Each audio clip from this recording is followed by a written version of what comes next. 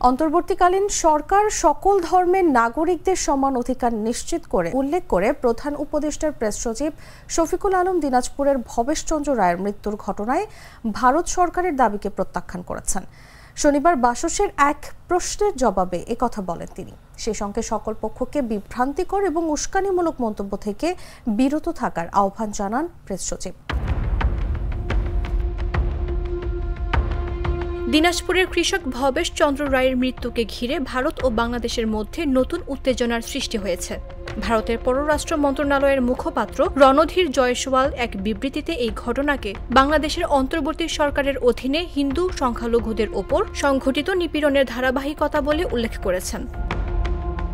এ ঘটনায় গভীর উদ্বেগ প্রকাশ করে এক্সে দেয়া এক বিবৃতিতে ভারতের পররাষ্ট্র মন্ত্রণালয়ের মুখপাত্র রণধীর জয়সওয়াল বলেন, এই হত্যাকাণ্ড একটি ধারাবাহিক নিপীড়নের অংশ, যেখানে হিন্দু সংখ্যালঘুদের টার্গেট করা হচ্ছে এবং পূর্বের ঘটনাগুলোর অপরাধীরা বিনা শাস্তিতে ঘুরে বেড়াচ্ছে। এদিকে বাংলাদেশ সরকারের পক্ষ থেকে এই অভিযোগকে জোরালোভাবে প্রত্যাখ্যান করা হয়েছে।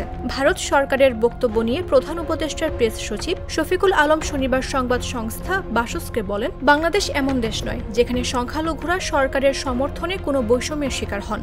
বাংলাদেশের সংখ্যালঘুরা নিরাপদ এবং ধর্মীয় পরিচয়ের ভিত্তিতে কারোর প্রতি বৈষম্যের কোনো সুযোগ নেই।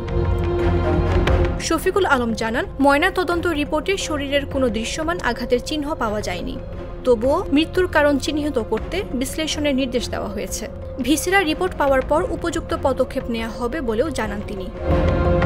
এছাড়াও সকল পক্ষকে বিভ্রান্তিকর ও উস্কানিমূলক মন্তব্য থেকে বিরত থাকার আহ্বান জানিয়েছেন প্রেস সচিব। সেই সঙ্গে ভবেশচন্দ্র রায়ের মৃত্যুর প্রকৃত কারণ উদ্ঘাটনে তদন্ত চলছে বলেও জানান তিনি।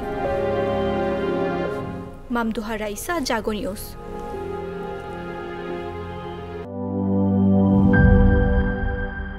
Enjoy the life, চলো উড়াই খুশি তুলে নিয়ে হাতে। Cheer up, oh oh, cheer up, oh oh, cheer up, oh oh, cheer up. চিল হবে রিফ্রেশিং মুডে। চিয়ার আপ, চলো উড়াই খুশি।